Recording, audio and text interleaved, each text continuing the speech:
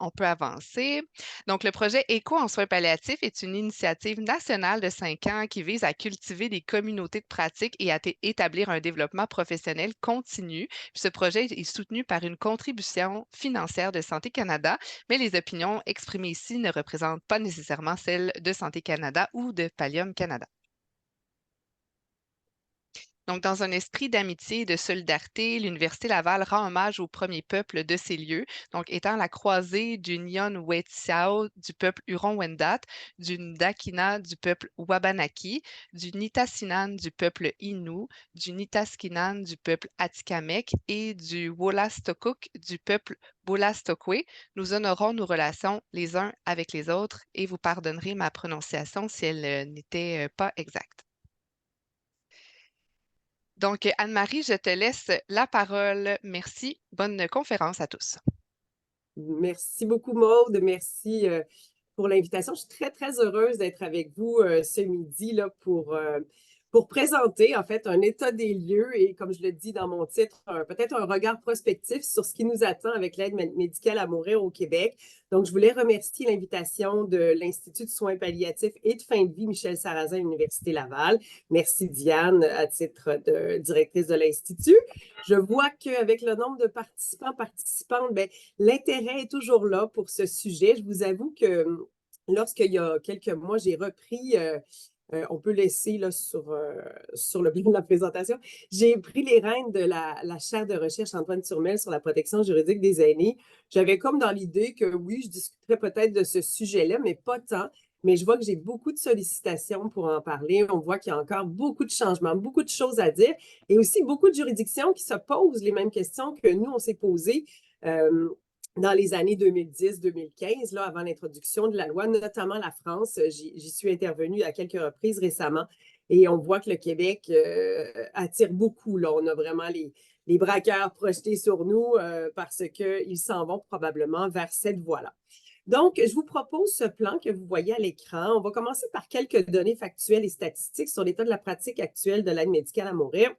J'aime beaucoup présenter un état des lieux pour vraiment savoir de quoi on parle une fois qu'on va se pencher là, dans la loi concernant les soins de fin de vie.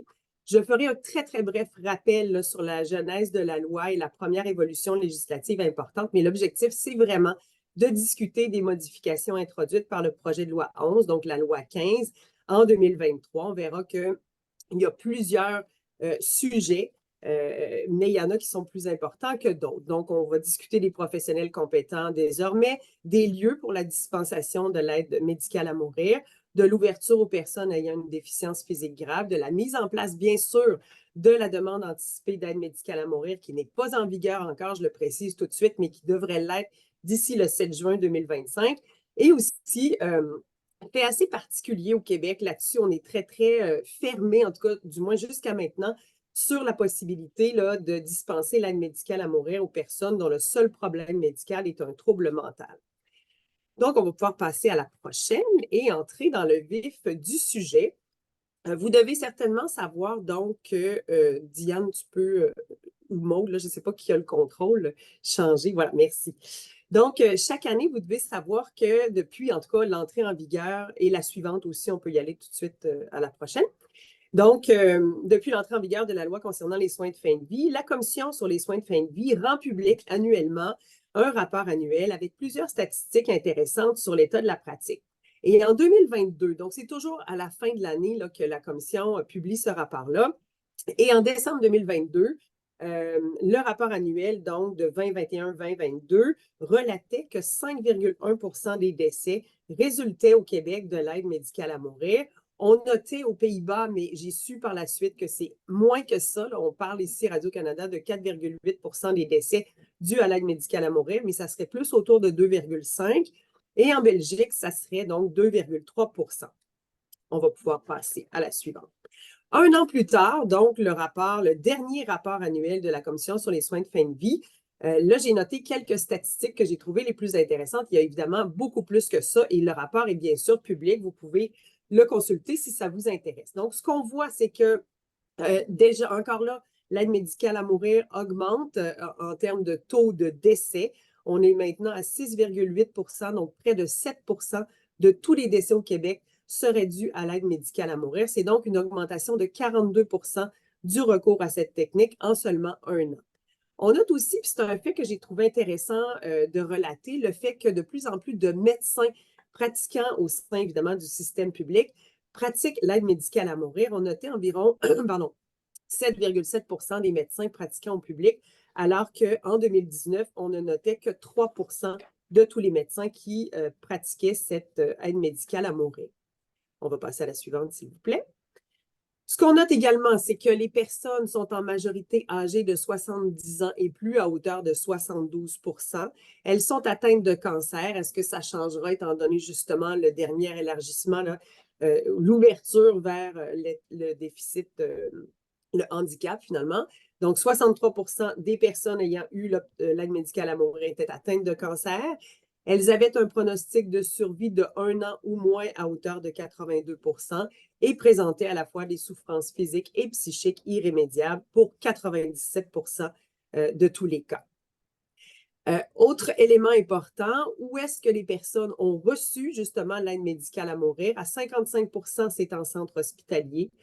On peut imaginer, oui, voilà, un centre hospitalier public, mais certainement aussi des privés conventionnés.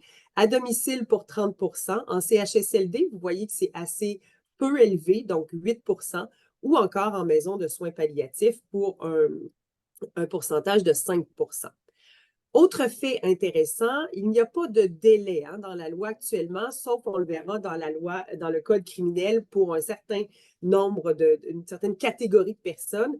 Donc, l'aide médicale à mourir a été administrée en moyenne 32 jours après la demande signée. Donc, ça, c'est la moyenne. Autre diapositive.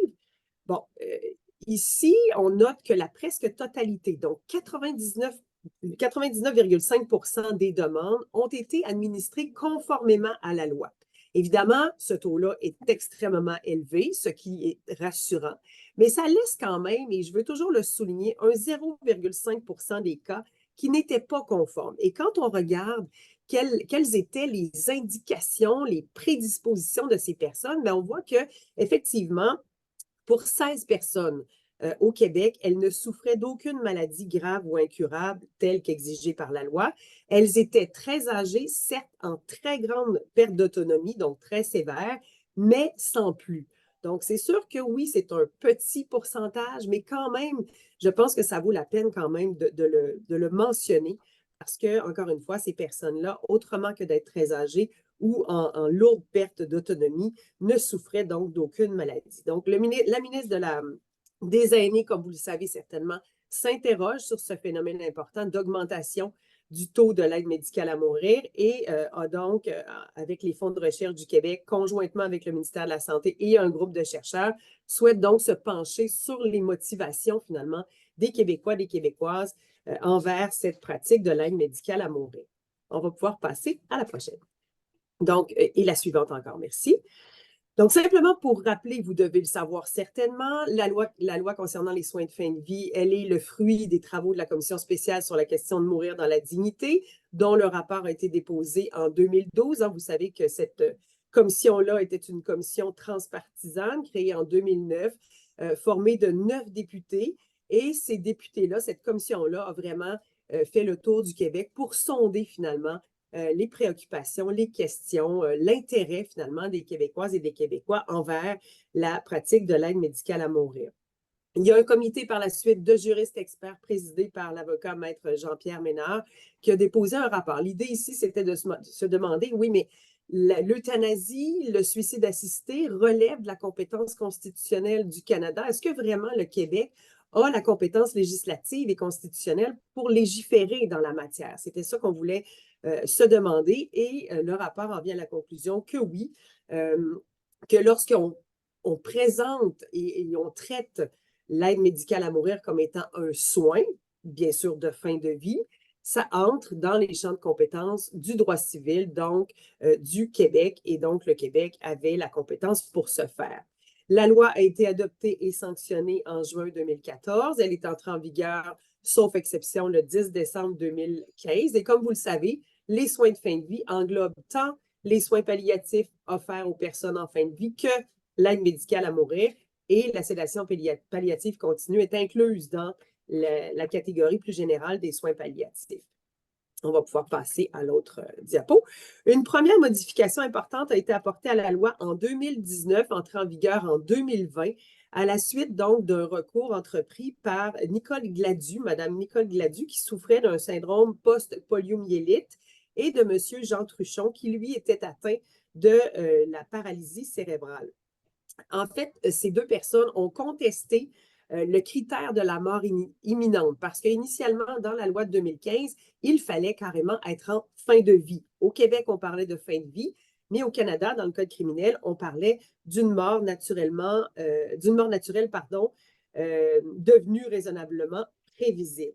Donc, ces personnes contestaient la constitutionnalité, donc elles disaient que ça excédait ce critère-là, le cadre posé par l'arrêt Carter, et ça imposait finalement une condition qui n'avait pas lieu d'être, qui empêchait les personnes souffrant d'une maladie grave et incurable, leur occasionnant des souffrances intolérables, mais qui n'étaient pas en fin de vie, d'avoir accès à l'aide médicale à mourir. On peut passer à la prochaine. Donc, je le répète, ces deux personnes ont eu gain de cause. Et donc, le critère de fin de mort, de proximité de la mort, de proximité de la mort a été déclaré inconstitutionnel et retiré donc du Code criminel et aussi de la loi québécoise concernant les soins de fin de vie. On a fait tout ça, finalement, on l'a inclus, on l'a retiré seulement en 2023, mais ce critère-là n'était plus légal, n'était plus valide là, au Québec et au Canada à partir du 11 mars 2020 parce qu'on avait donné 6 mois aux législateurs pour se conformer à ce nouvel arrêt de jurisprudence.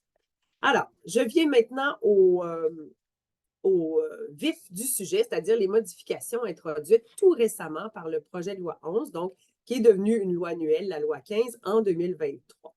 D'abord, peut-être un petit historique du projet de loi 11. Donc, nous avons créé, l'Assemblée nationale a créé ce qu'on a appelé la Commission spéciale sur l'évolution de la loi concernant les soins de fin de vie par une motion unanime des députés de l'Assemblée le 31 mars 2021. L'idée, c'était quoi? L'idée, c'était de voir est-ce qu'on devrait élargir potentiellement l'aide médicale à mourir à des personnes, donc 2 catégories de personnes principalement. D'abord, les personnes en situation d'inaptitude via ce qu'on va appeler la demande anticipée d'aide médicale à mourir. Et aussi, est-ce qu'on devrait l'ouvrir à celles souffrant de troubles mentaux?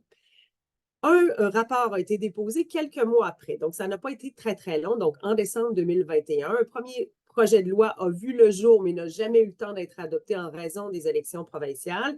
Et le projet de loi 11, finalement, a été déposé le 16 février 2023, adopté et sanctionné le 7 juin 2023. Ce qu'il faut faire attention, c'est que toutes les dispositions ne sont pas du tout encore entrées en vigueur.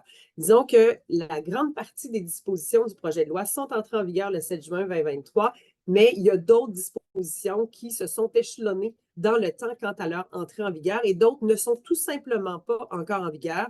Je parlais, et on va y revenir tout à l'heure, de la demande anticipée là, de l'aide médicale à mourir. On y reviendra. Donc oui, l'objectif principal de l'adoption du projet de loi 11, c'était de régler la question de l'élargissement à de nouvelles catégories de personnes, mais bien sûr, on en a profité par le fait même pour adopter d'autres modifications, peut-être un petit peu plus à la marge, mais néanmoins importantes, vous le verrez. Première modification, je pense que vous êtes tous au courant, elle est relative aux fameux professionnels compétents. Donc, jusqu'au 7 décembre 2023, seul un médecin avait la compétence professionnelle pour administrer l'aide médicale à mourir. Depuis le 7 décembre, on a ouvert la possibilité également aux infirmières praticiennes spécialisées. Donc, on est devenu, je dirais, au diapason aussi avec le Code criminel canadien. Bien sûr que le Code civil du Québec prévoit en écho que les infirmiers et infirmières ont désormais compétence pour dresser les constats de décès. Donc ça, c'est acquis, ça n'a pas posé de problème particulier. Deuxième modification, je dirais importante, enfin, elle a fait couler un peu d'encre dans les médias. Diane, tu peux passer à la prochaine, s'il te plaît. Ça concerne les lieux pour la dispensation de l'aide médicale à mourir. Hein. Vous vous rappellerez probablement une nouvelle dans la presse et dans d'autres quotidiens. Le 30 mai 2023, donc avant l'entrée en vigueur du projet de loi 11, qui titrait « l'aide médicale à mourir au salon funéraire sera encadrée. Parce qu'on avait su effectivement que cette pratique-là avait cours dans certains salons funéraires et plutôt que de l'abolir, le projet de loi a décidé de l'encadrer. Ce n'est pas un encadrement extrêmement important. Vous allez le voir dans la prochaine diapositive. On prévoit effectivement que l'aide médicale à mourir peut être offerte dans une installation maintenue par un établissement, dans les locaux d'une maison de soins palliatifs ou à domicile. Mais lorsqu'on a l'autorisation du DSP, du directeur des services professionnels, ou dans le cas d'une infirmière praticienne spécialisée, du directeur des soins infirmiers, que cette aide médicale à mourir soit administrée dans un autre lieu, on peut le faire, incluant donc un salon funéraire. Bon, après, c'est une façon de voir les choses, mais sachez qu'au moins, ça prend quand même, là, que ce soit dans un salon funéraire ou ailleurs que dans les lieux mentionnés dans la première phrase du deuxième alinéa, ça prend donc une autorisation spéciale. Autre fait important à noter, bien, toute promotion, publicité et rétribution financière, par contre, sont interdites en vertu de l'article 50.2 de la loi concernant les soins de fin de vie. Donc, on ne peut pas faire une industrie que de cette pratique-là. Autre aspect intéressant sur la prochaine diapositive, mais qui concerne toujours les lieux pour la dispensation de l'aide médicale à mourir, c'est le fait, une nouvelle obligation, vous devez certainement aussi en avoir entendu parler, une nouvelle obligation depuis le 7 décembre 2023 qui fait en sorte que les maisons de soins palliatifs ne peuvent plus exclure l'aide médicale à mourir des soins qu'elles offrent. Donc, peut-être qu'au premier chef, là, c'est peut-être une nouvelle obligation qui vous interpelle davantage, ou en tout cas ceux et celles qui travaillent en maison de soins palliatifs. Et donc, on dit que le personnel d'une maison de soins palliatifs ne peut refuser de recevoir une personne pour le seul motif que cette dernière a formulé une demande d'aide médicale à mourir. Par contre, sachez que, et ça, c'est pas tout le monde qui le sait, il y a un recours judiciaire. S'il vous plaît, passez à la prochaine diapositive. Donc, cette nouvelle disposition-là, modifiée là, par le projet de loi 11, l'article 13, fait donc l'objet actuellement d'une contestation constitutionnelle. En fait, il s'agit d'une contestation judiciaire qui a été intentée tout récemment, le 2 février 2024, par les œuvres de charité de l'archevêque catholique romain de Montréal, je vais les appeler les œuvres, et l'archevêque catholique romain de Montréal. En fait, ce qu'il faut savoir, c'est que les œuvres et l'archevêque ou l'archevêché sont à l'origine donc de la création et de la dispensation de soins palliatifs offerts par la maison de soins palliatifs Saint-Raphaël, et c'est un centre de jour également, qui est installé donc dans une ancienne église. Comme la plupart des maisons de soins palliatifs, je dirais même que la seule exception que je connaisse, c'est la maison Michel Sarrazin, qui n'est pas un organisme communautaire, mais les 33 ou 34 autres sont toutes des organismes communautaires à but non lucratif, et c'est le cas donc pour la maison Saint-Raphaël. Elle est ouverte, cette maison-là, depuis 2019, et elle loue donc les lieux aux œuvres et à l'archevêché qui sont propriétaires au prix d'une rente annuelle symbolique d'$1 par année. Aussi bien dire que l'archevêché et les œuvres donnent, ou en tout cas donnent la possibilité là, gratuitement à la maison Saint-Raphaël d'offrir des soins palliatifs. Par contre, dans le bail emphytéotique, il est bien inscrit que ça doit être à la condition sine qua non que la maison Saint-Raphaël n'offre jamais l'aide médicale à mourir. Comprenez bien qu'on est en 2019, que cette possibilité-là est tout à fait légale à ce moment-là. Donc, avant l'ouverture de ses portes en 2019, la maison Saint-Raphaël conclut aussi une entente de collaboration, bien sûr, c'est toujours comme ça, avec le CIUS ou le CIS là, de la région quant à un échange de services puis un mécanisme de surveillance de la qualité. L'entente reconnaît aussi que la maison Saint-Raphaël n'offre pas l'aide médicale à mourir et précise les responsabilités de chacune lorsqu'une telle demande est faite, parce que ça ne veut pas dire que si la maison n'offre pas le soin, qu'elle ne peut pas avoir de demande, sans quoi bien, il faut bien sûr procéder à une entente là, avec le CIS ou le CIUS de notre région pour que la personne puisse se voir offrir le soin. Alors, c'est dans ce contexte-là qu'un pourvoi en contrôle judiciaire, ça c'est comme ce dont je vous parlais tout à l'heure, c'est l'attaque de la constitutionnalité de l'article 13. Parce que toutes les lois, je ne veux pas vous faire un cours de droit, mais toutes les lois, qu'elles soient provinciales ou fédérales, doivent être conformes à la Constitution, incluant les chartes des droits et libertés, principalement la Charte canadienne. Et ici, ce qu'on dit, ce que les œuvres et l'archevêché de Montréal disent, c'est que ce nouvel article 13, tel que modifié, donc, restreint le droit à la liberté de religion et de conscience qui est inclus à l'article 2A de la Charte canadienne et à l'article 3 de la Charte québécoise, ainsi que leur droit à la jouissance paisible et à la libre disposition de leurs biens en vertu de l'article 6 de la Charte québécoise.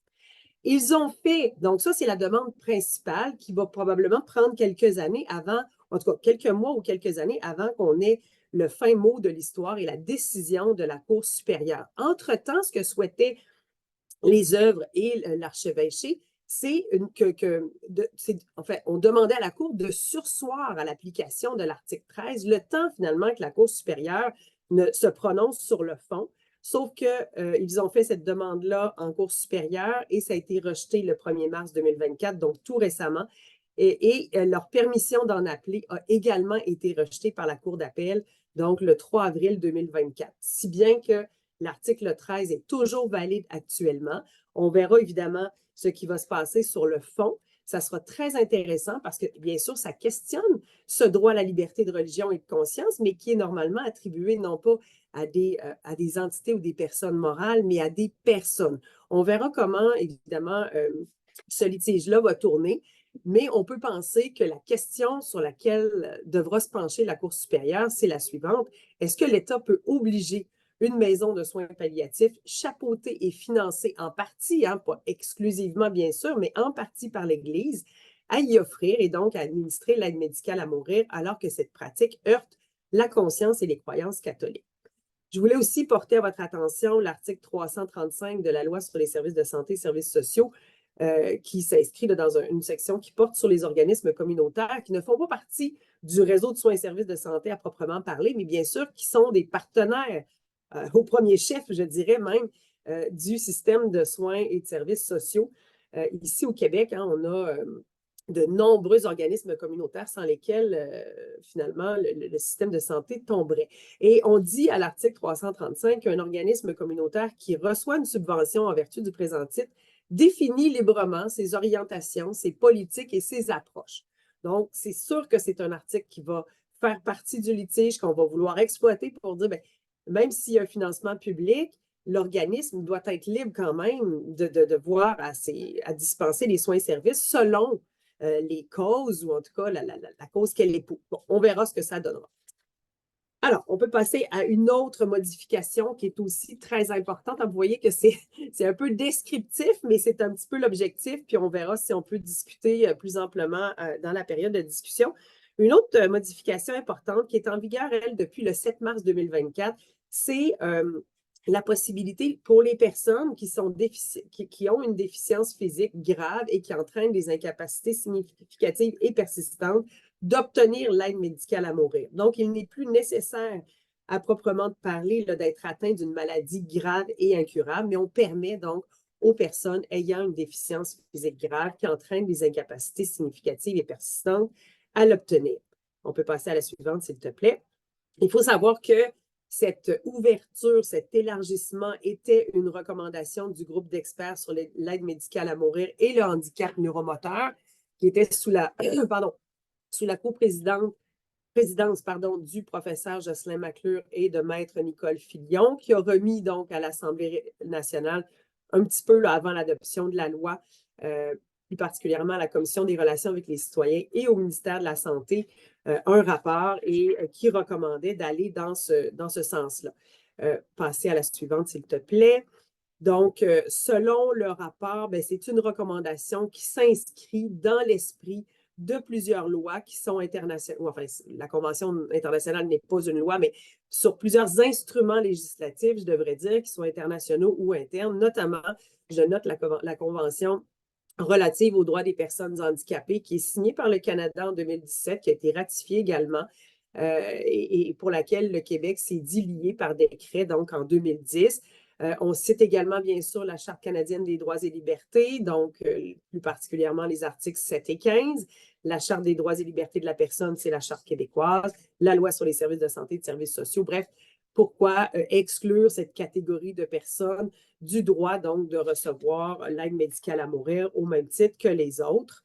Peut-être donc passer à la suivante parce qu'on ne s'est pas contenté quand même que de prévoir cette ouverture-là. Il y a quand même des balises qui sont prévues, notamment via la modification de l'article 9, là, où on dit que avant d'administrer l'aide médicale à mourir, le professionnel compétent doit être d'avis que la personne, évidemment, satisfait aux conditions prévues à l'article 26, et notamment en s'assurant auprès d'elle, puisque j'ai mis en rouge, là, ce sont les nouveautés, en s'assurant auprès d'elle du caractère éclairé de sa demande, notamment en l'informant du pronostic relatif à la maladie ou de l'évolution clinique prévisible de la déficience physique en considération de son état, des possibilités thérapeutiques ou des mesures appropriées pour compenser ses incapacités. Autre petite balise ou en tout cas mesure de sauvegarde qu'on a prévue, c'est toujours à l'article 29, de dire que si la personne a une déficience physique, on doit s'assurer qu'elle a évalué la possibilité d'obtenir des services de soutien, de conseil ou d'accompagnement, notamment de l'Office des personnes handicapées du Québec, d'un organisme communautaire ou d'un père aidant, tel que de l'assistance aux fins d'amorcer une démarche de plan de service à son égard. Donc, il y a quand même des mesures de sauvegarde qui sont là, mais simplement mentionner que, oui, c'est ça, il y a aussi, je devais parler de l'article du Code criminel qui prévoit, dans le cas des morts naturelles non prévisibles, donc incluant le cas du handicap, un délai de 90 jours francs entre le moment où commence la première évaluation de l'admissibilité de la personne et le moment où elle reçoit ce soin. 90 jours, c'est 3 mois. Il n'y a pas d'autre délai. Savoir que le groupe d'experts sur l'aide médicale à mourir et le handicap neuromoteur dont je parlais il y a quelques secondes reconnaissait qu'il fallait peut-être porter une attention particulière au cas où les déficiences physiques graves étaient survenues de manière subite et inattendue. Par exemple, un bris de la moelle épinière à 25 ans de manière totalement inattendue. Bien, évidemment qu'on devrait prévoir une période d'adaptation à la suite de l'accident avant que cette personne-là puisse obtenir l'aide médicale à mourir. Mais on n'a pas de délai parce qu'évidemment, vous le comprenez, cette période d'adaptation peut varier énormément en fonction des personnes, des personnalités, des événements, des circonstances, etc. Mais dans tous les cas, il y aura évidemment un délai minimal de 90 jours francs. Ensuite de ça, modification majeure, on en parle beaucoup depuis que l'adoption de la loi a été faite. Donc, la mise en place de cette fameuse demande anticipée d'aide médicale à mourir qui devrait donc être introduite et entrer en vigueur au plus tard le 7 juin 2025. On ne sait pas ce qui peut se passer d'ici là, dans le sens où on a vu notamment au Canada souvent des périodes comme celle-là qui étaient très, très claires, être repoussées. Est-ce que ça sera le cas? Ce n'est pas ce que je suis en train de dire, mais c'est une éventualité parce que, bien sûr, ça demande beaucoup de formation. Ça demandera en tout cas beaucoup de formation, notamment auprès des professionnels compétents. Donc, un article 25.1, un nouvel article 25.1 de la loi concernant les soins de fin de vie qui introduit maintenant 2 catégories de demandes, la demande contemporaine qu'on connaissait et la demande anticipée, donc qui est formulée en prévision de l'inaptitude de la personne à consentir aux soins en vue d'une administration ultérieure à la survenance de cette inaptitude.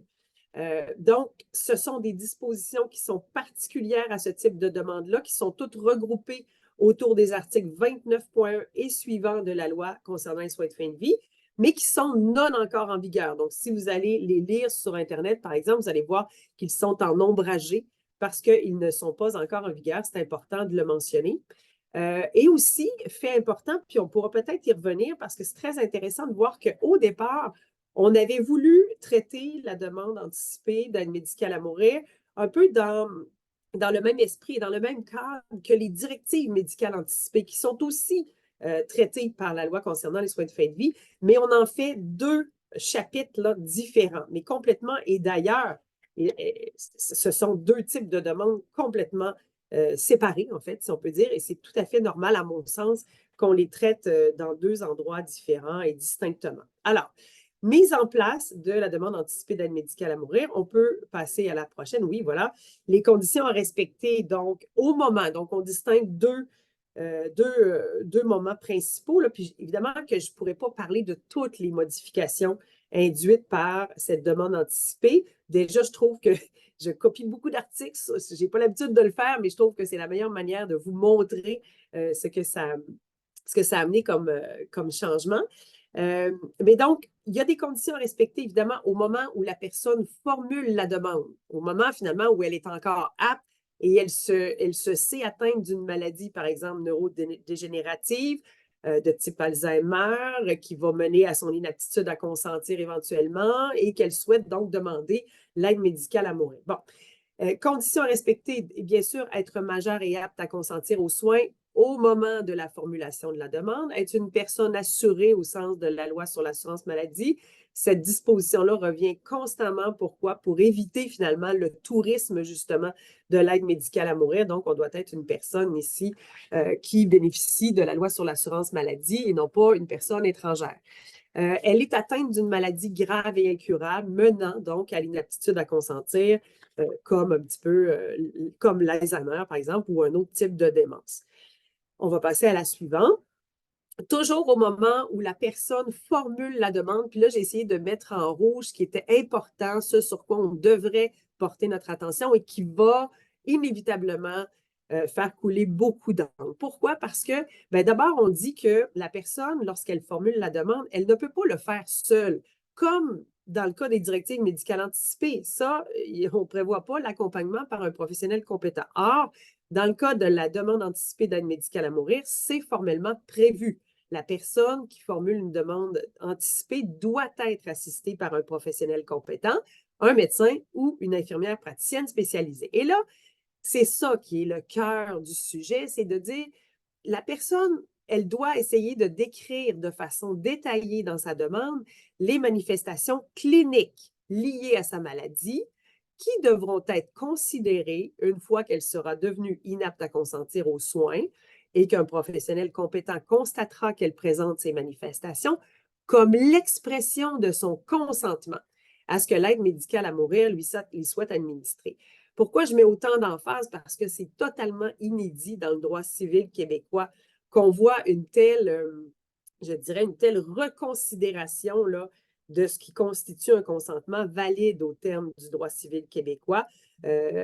Normalement, évidemment, ce ne sont pas des manifestations qui vont faire preuve de notre consentement, des manifestations cliniques, éventuellement d'un refus, quand on parle du refus catégorique d'une personne majeure inapte, on va pouvoir tenir en compte effectivement qu'il y a des gestes, des actions, des manifestations qui démontrent un refus catégorique. Mais là, ici, ce n'est pas ça, c'est vraiment des manifestations cliniques qui sont liées, bien sûr, à sa maladie, qui devront être considérées parce qu'elles auront été détaillées dans sa demande comme étant l'expression de son consentement. Et je dirais que non seulement c'est une reconsidération de ce que constitue le consentement au Québec, mais même peut-être un nouveau regard sur le concept d'autonomie qui, dans notre tradition juridique de droit civil québécois, a toujours été conçu donc dans une perspective individualiste et rationnelle, et non pas peut-être relationnelle comme c'est le cas ici.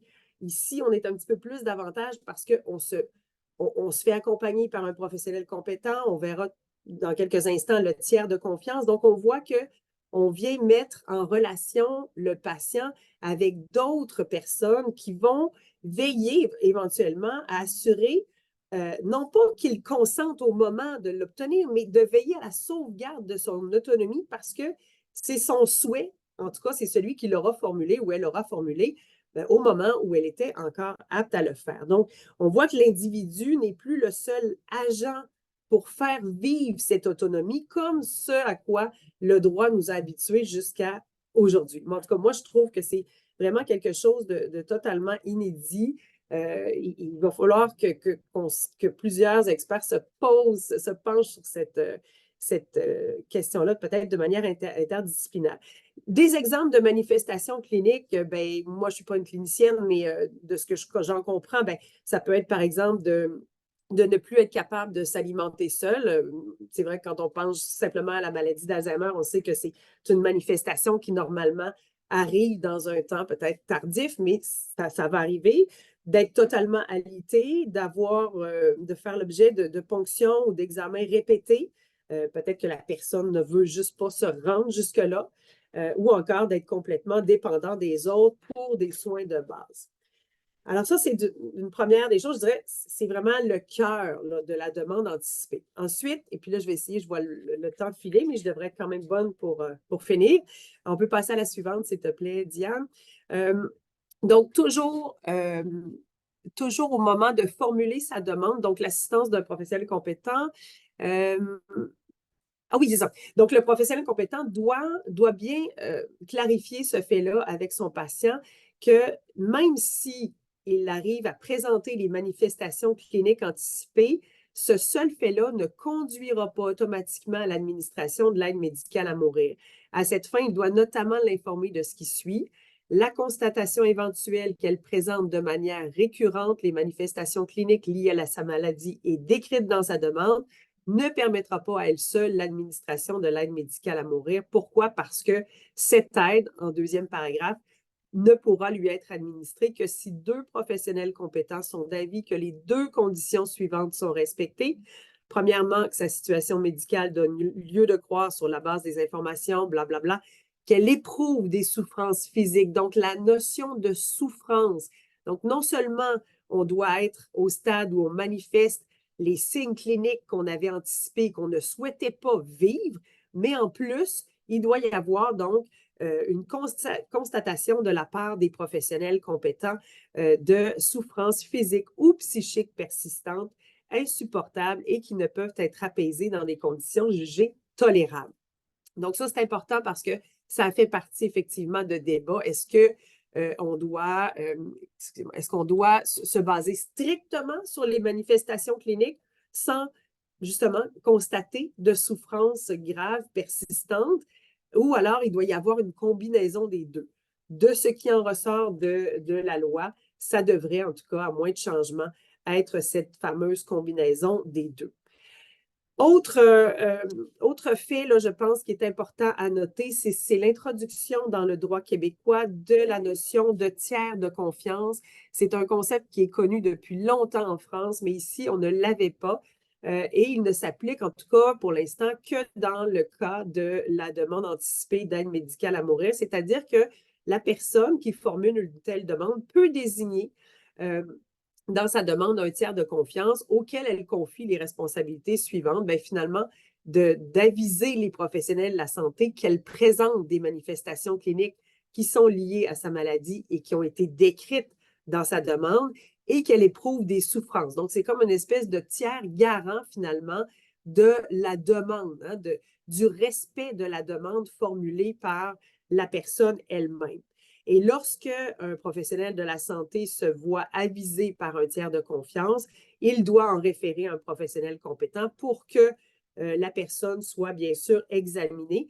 Et encore une fois, très intéressant parce que dans le cadre de cet examen-là, les articles 29.17 et 0.18 font en sorte que le professionnel compétent doit discuter, c'est écrit dans la loi, le cas échéant avec le tiers de confiance et les membres de l'équipe de soins responsables de la personne. Quand je vous parlais un petit peu de cette autonomie relationnelle, c'est aussi peut-être un fait là, qui démontre qu'on s'en va peut-être un petit peu vers cette voie-là. Peut-être, vous allez dire, sans trop de choix, hein, parce que, bien sûr, la personne n'est plus là pour manifester clairement sa volonté à ce moment-là.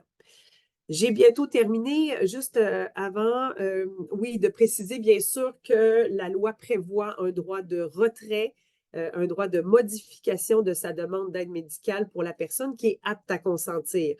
Bien sûr, l'article 29.11. Donc, ça, c'est lorsqu'elle est encore apte à consentir, elle peut retirer ou carrément modifier sa demande, mais en faisant une autre. Ou encore au moment de l'administration de l'aide médicale à mourir. Donc, là, on parle bien sûr d'une personne qui est à ce moment-là inapte à consentir. On prévoit quand même la sauvegarde du droit de refus. Et ça, c'est cohérent avec ce qu'on retrouve aussi dans le Code civil du Québec, hein, le droit de refus catégorique d'une personne inapte à recevoir des soins. Donc, on dit à 29.19, Tout refus de recevoir l'aide médicale à mourir manifesté par la personne doit être respecté et il ne peut d'aucune manière y être passé outre.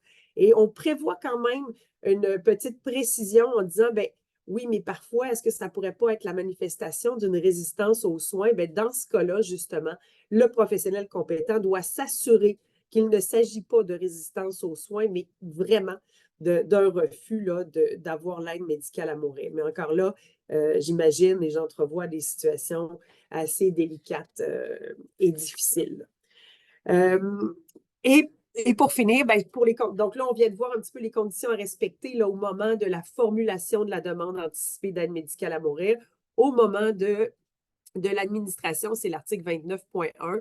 Bon, elle est inapte, elle satisfait aux conditions prévues, elle présente de manière récurrente les manifestations cliniques liées à sa maladie et qu'elle avait décrites dans sa demande. Et sa situation médicale se caractérise par un déclin avancé et irréversible de ses capacités. Elle donne lieu à un professionnel compétent de croire, sur la base des informations dont il dispose et selon le jugement clinique qu'il exerce, qu'elle éprouve des souffrances physiques ou psychiques persistantes, insupportables et qui ne peuvent être apaisées dans des conditions jugées tolérables. Et dernière diapo, puis après, on pourra passer à une petite période de questions et de discussions. Oui, cette impossibilité, donc ça concerne la demande anticipée, mais maintenant, dernier point, l'impossibilité, je vous le disais tout à l'heure, de dispenser l'aide médicale à mourir aux personnes dont le seul problème médical est un trouble mental, article 26 et 29.1. Donc ça, c'est vraiment très, très clair tant pour la demande contemporaine que pour la demande anticipée. Pour le moment, le Québec ne se sent pas capable ou enfin ne va pas là, tout simplement. On verra ce que l'avenir nous réserve parce que j'ai bien l'impression qu'on n'en est pas aux dernières modifications de cette loi-là. Alors voilà, c'était un petit marathon. C'est ce qui conclut ma présentation, ce que j'avais envie de partager avec vous. J'espère que ça vous a intéressé. Je suis absolument ouverte là, à toute question, commentaire, à tout échange avec vous maintenant. Merci énormément, Anne-Marie, pour la conférence très, très intéressante. J'ai très hâte de voir qu'est-ce qui s'en vient.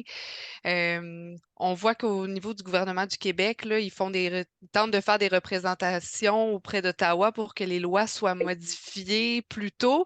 Qu'est-ce qui arriverait si ce n'était pas le cas? C'est toujours un peu le problème. On espère que les lois vont être au diapason, mais sachez que de toute façon, le Québec avait légiféré avant même, avant même que le code criminel ne soit modifié. Donc, c'est de dire que, un petit peu ce que je vous disais au tout début, le Québec reconnaît une entière capacité juridique et compétence constitutionnelle pour légiférer dans cette matière. Donc, c'est peut-être même un petit peu paradoxal qu'il ait été faire cette demande-là à Ottawa.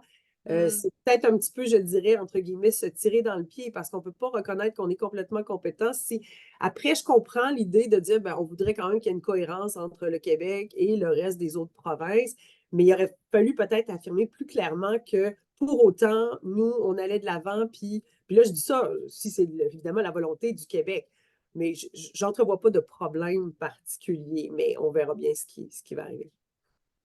Très, très intéressant. Est-ce qu'il y a des questions de la part de nos participants? Je n'en ai pas reçu dans la section questions-réponses, mais n'hésitez pas soit Oui, moi, à les écrire. Oui, allez-y.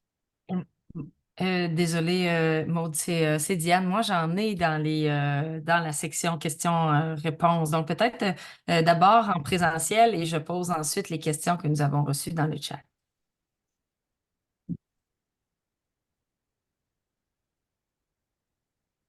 Pendant qu'en présentiel, on pense à présentiel, je veux dire synchrone, on pense à nos questions. On a Catherine Leclerc qui demande pour les personnes en situation de handicap. Le Code criminel du Canada les incluait déjà dans la loi, même si cela a été ajouté à la loi en mars 2024. En pratique, l'AMM leur était déjà accordé. Est-ce que vous seriez depuis mars 2020 en raison du jugement Gladu-Truchon? Est-ce que tu es d'accord avec ça? Qu'est-ce que tu en dis? En fait, c'était plus un commentaire qu'une question. C'est ça que j'allais Ouais, c'est ça que j'allais dire parce qu'en fait, c'est vrai ce que vous dites, mais encore une fois, moi, je me concentre beaucoup sur ce qui se passe au Québec parce que même si c'était possible aux criminels, c'était prévu par le Code criminel aux articles 241.2 et suivants. Pour avoir parlé avec beaucoup de médecins, il y en a qui étaient très réticents d'aller là au Québec parce que ce n'était pas prévu dans la loi. Alors, encore une illustration où on aimerait bien là, que les lois soient évidemment concordantes, là. Mais vous avez raison de dire, en tout cas, dans tous les cas, un médecin qui l'aurait pratiqué ou qui l'a pratiqué au Québec ne peut pas se faire accuser d'un acte n'aurait pas pu se faire accuser d'un acte criminel. Hein, En fait, Gladue Truchon donnait 6 mois au gouvernement provincial et fédéral pour pouvoir enlever le critère de fin de vie, et ce qui systématiquement nous menait en mars 2020. Et en mars 2020, le Collège des médecins a dit aux médecins qu'ils pouvaient aller de l'avant avec les gens qui étaient en situation de handicap. Mais de toute façon, c'est une sémantique, c'est plus une question de sémantique, considérant que chaque personne en situation d'handicap, un handicap découle d'une maladie. De toute façon, que ce soit une maladie congénitale ou suite, comme vous dites, à un accident, il reste que c'est une conséquence à d'abord une maladie. Alors, ils étaient déjà admissibles d'une certaine façon. Oui, bon, en tout cas, nous, comme juristes, en tout cas, je peux vous dire qu'on a trouvé quand même que c'était chaque fois que la loi se prononce ou que les députés en Assemblée se prononcent, c'est pour vraiment le mettre clairement. Ça reste quand même une manifestation aussi, même sur le plan symbolique, que là, on est vraiment là parce que, encore une fois, oui, c'est sûr que sur le plan légal et juridique, avec l'affaire Gladue, puis le 6 mois, on était au 11 mars 2020, il n'y avait pas de problème, mais il y a des médecins qui sont quand même plus prudents, puis qui sont bien contents maintenant que ça soit écrit noir sur blanc dans notre loi québécoise. On en est très heureux. Merci, Anne-Marie. On a d'autres questions. Mireille qui demande, est-ce que la loi prévoit un délai maximal entre la signature de la demande et l'administration de l'AMM pour les demandes anticipées? Non, pas pour l'instant en tout cas. Il n'y a pas de délai, bien sûr, parce que peut-être c'est difficile de le prévoir, hein, étant donné que, bon, je suis apte aujourd'hui. Quand est-ce que cette inaptitude-là va arriver? Tu sais, on est vraiment, justement, c'est toute la question du moment où ça va pouvoir avoir lieu qui est un peu dans le néant. Hein. Tu sais, par exemple, si je fais le parallèle avec les directives médicales anticipées, on sait que c'est à ce moment-là, il arrive tel événement, j'ai signé pour avoir une réanimation cardio-respiratoire, je suis dans une situation de fin de vie, j'ai signé, c'est oui ou c'est non, c'est là. Tandis que là, on est un petit peu dans le flou finalement. Voilà. Merci beaucoup. Félix. Est-ce que tu pourrais me remettre peut-être, là c'est comme si je vois juste un écran noir avec ton nom écrit dessus. En fait, c'est peut-être ton affichage à toi parce que moi, mais attendez, je vais voir la galerie comme ça peut-être. Est-ce que c'est mieux? Est-ce que vous voyez... Attends, je vais regarder. Moi, Parce que c'est... Ah, voilà, c'est moi qui ai mis, t'as raison. C'est moi. Je vois ceux qui ont la caméra. Oui, exact. Félix a quelques questions. Je vais y aller dans du plus précis au plus large. Est-ce qu'on pourrait penser à aller en autorisation judiciaire de soins, incluant l'AMM en cas de refus catégorique? Non, parce que en cas de refus catégorique de la personne, enfin, j'imagine dans un contexte de consentement anticipé à l'AMM, puis qu'on parlait de refus de soins, est-ce que ça pourrait même aller en autorisation? Non, je pense pas, parce que là, tu sais, en tout cas, si je comprends, est-ce que c'est Félix Pajot? Oui! Salut Félix! Salut, ça va bien? Tu peux ouvrir ta caméra aussi. Ah, ça, c'est pas fin, hein? Je fais des blagues. Non, je suis désolée. Je suis trop spontanée. Et Félix, oui, ben écoute, c'est parce que l'idée, c'est que, mettons, une personne inapte refuse catégoriquement là, de recevoir le soin parce que ce soin-là ne peut jamais être autorisé par une autre personne. Tu sais. Donc, non, c'est juste la question de la demande anticipée avec un refus catégorique. Est-ce considérant que c'est un soin, est-ce que des gens pourraient dire on va aller en ordonnance judiciaire de soins, incluant l'AMM, pour tous les soins, puis même l'AMM? Oui, je comprends. Oui, on pourrait dire, écoute, en principe, l'article 16, refus catégorique de soins, ça pourrait être inclus. L'article 16 du Code civil prévoit effectivement qu'un majeur inapte qui refuse catégoriquement un soin peut faire l'objet d'une demande judiciaire d'autorisation de soins.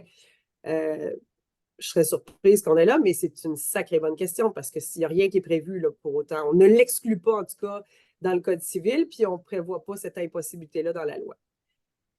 Tu avais une autre question, Philippe, Félix, je pense? J'avais une question, peut-être Diane avait commencé dans l'ordre plus logique, mais la question, c'est plus des questions théoriques, mais ou légales, là, du point de vue légal, est-ce que le fait qu'on introduit un tiers de confiance, on commence pas à être un peu dans ce qu'on appelle, nous, un consentement substitué ou au point de vue médical, mais je ne sais pas au niveau légal si ça commence pas à ressembler aussi à un consentement substitué, là, un tiers de confiance?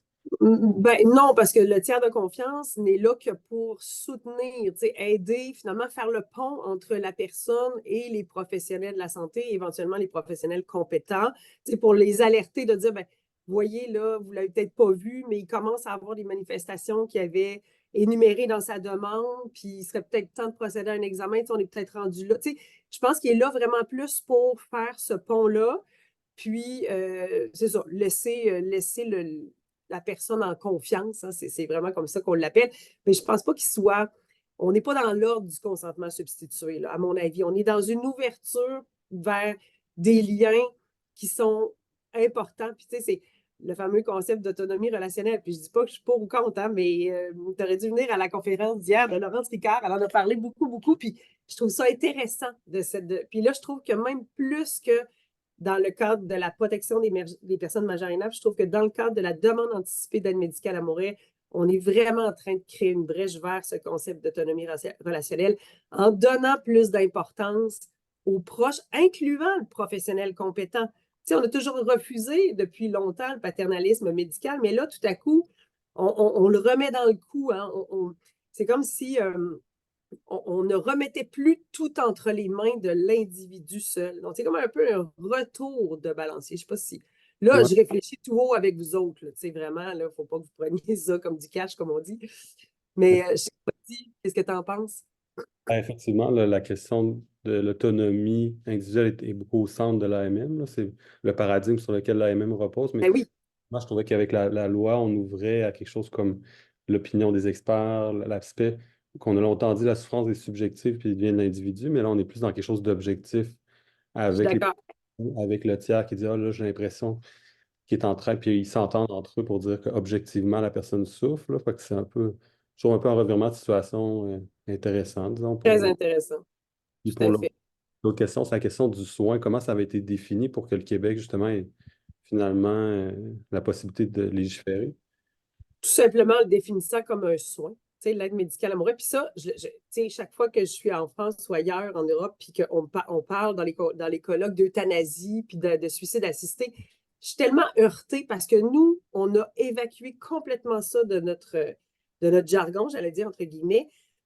Probablement parce que, effectivement, c'est sur le plan symbolique et imaginaire, c'est difficile à supporter, mais surtout parce que constitutionnellement, on ne peut pas parler de ces actes-là au Québec. Alors, il fallait le faire entrer dans un soin. Comme tous les autres soins médicaux, on est compétent là, sur le plan constitutionnel pour légiférer. Hein. On a tous les articles 15 c'est-à-dire 11 à 25 du Code civil du Québec qui nous parlent des soins. Ben, comme on peut parler des soins, on l'inclut. Mais comprends, c'est pas anodin non plus de le présenter comme un soin. Moi, je leur dis souvent, nul n'est contre la vertu. Hein. Si c'est un soin, moi, je veux bien être soigné.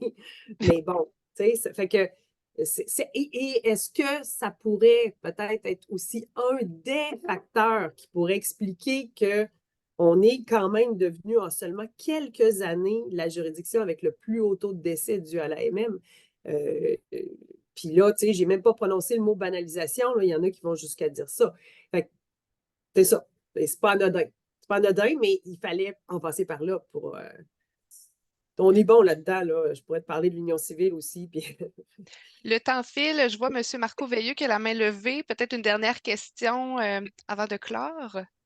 Oui, une précision. Alors, je suis intervenant en soins spirituels dans la région de Thetford Mines. La question du tiers de confiance, si j'ai bien compris, dans la demande anticipée, elle est facultative, hein? oui, Elle n'est pas absolument. obligatoire. Pas du OK. tout.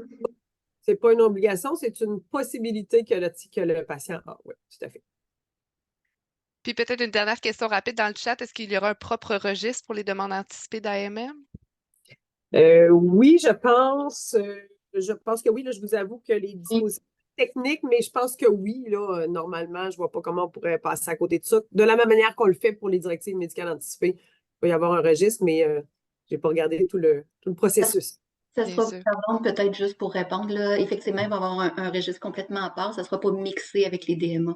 Bon, voilà, tout à fait. Ça aurait été intéressant aussi. Ça pourrait faire l'objet d'une autre intervention, mais la distinction entre les DMA et la demande anticipée, là, c'est vraiment deux concepts différents. Voilà. Ben, merci énormément, Anne-Marie, pour cette conférence vraiment très, très intéressante. Merci pour votre participation à tout le monde qui ont posé des questions. Je vous remets dans le chat le lien pour notre questionnaire d'évaluation de la satisfaction. Vraiment important pour nous pour obtenir vos commentaires et puis pour guider en fait le choix des prochaines conférences selon vos intérêts. Alors, oh, ça s'est pas bien transposé. Je vais le remettre. Alors, merci énormément. Diane, est-ce que tu avais un dernier mot de la fin? Oui, bonjour tout le monde. Oui, merci d'avoir été là. 21 mai, conférence tout aussi intéressante. Félix Pajot, qui était présent aussi aujourd'hui, va faire une conférence en lien avec les soins palliatifs pour les personnes en gériatrie. Il va présenter des cas cliniques, tout ça. Donc, soyez là pour une autre conférence dans les série des conférences scientifiques de l'Institut de soins palliatifs et de fin de vie, Michel Sarrazin, Université Laval. Merci beaucoup. Au Merci beaucoup. revoir. Merci. Au revoir. Merci.